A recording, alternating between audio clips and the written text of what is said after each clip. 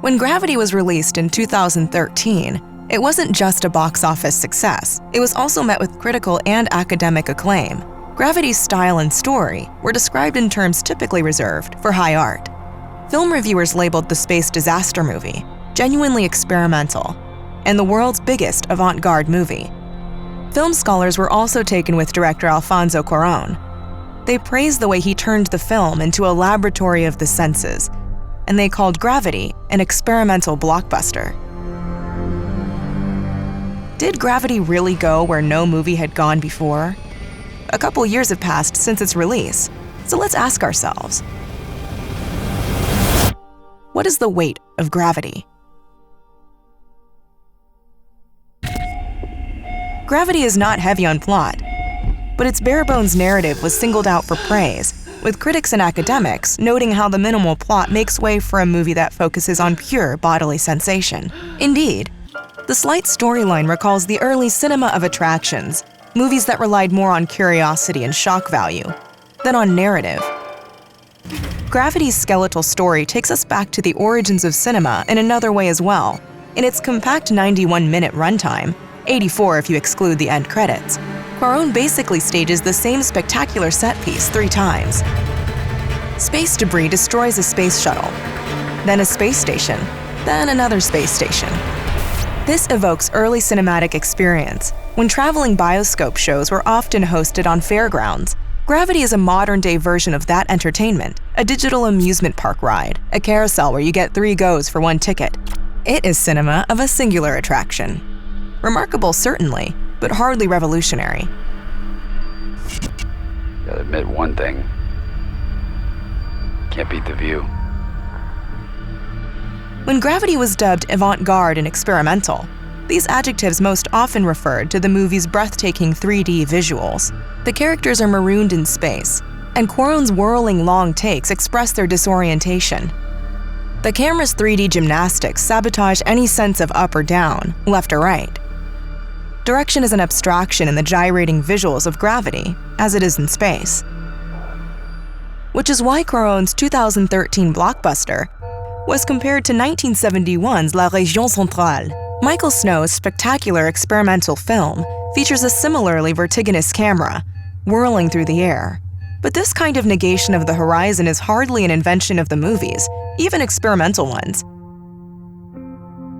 Take action painting.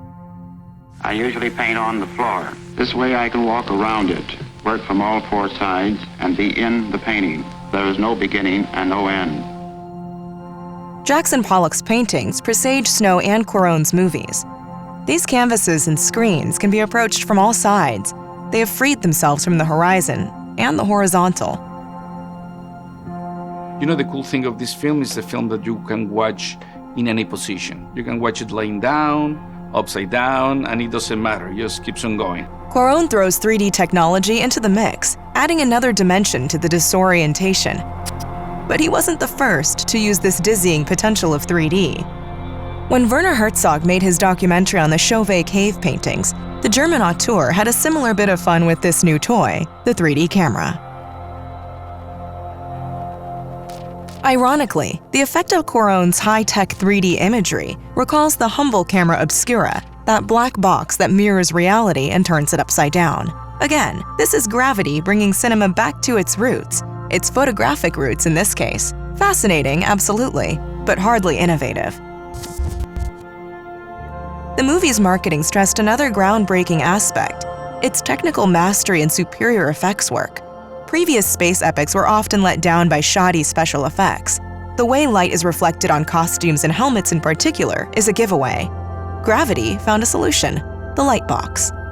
We developed a technique where we would move the camera on a robot and we would move the lights around by surrounding the actor with a giant TV screen made into a box. We could move the lights to wherever we wanted them to be and change the color and the texture and all sorts of aspects of the light. The repercussions of its lightbox technology is where the movie's true revolution lies. Gravity blurred the lines between pre-production, production, and post-production.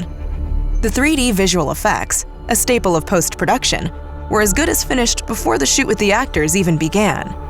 The effects had to be ready for the makers to be able to use the LED box lighting technique that lights the actors with reflections of the computer-generated environment.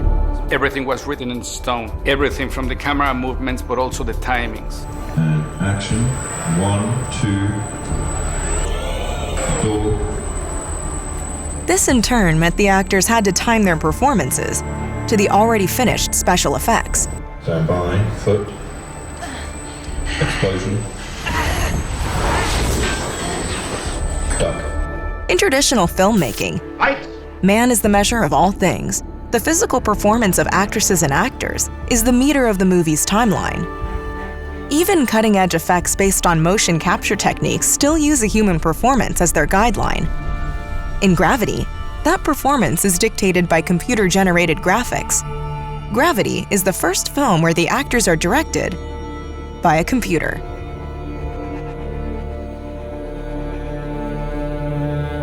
Gravity may prove to be film's deep blue moment. Call it a blow against humanity. After 6 games over 9 days, Deep Blue, the IBM computer, beat Garry Kasparov, considered to be the best chess player in the history of the game. Is this the pivotal juncture when the balance between man and technology shifts in favor of the latter? In any case, Gravity upends the century-old relation between performance and post-production, between physical expression and technology. The body has always been the metronome of the movies. Literally so, when movie cameras were still hand-cranked, whatever Buster Keaton and Dziga Vertov may have tried to make us believe. Metaphorically, when it was the performance of the actor that commanded the camera's gaze. Not anymore. If Gravity is the sign of films to come.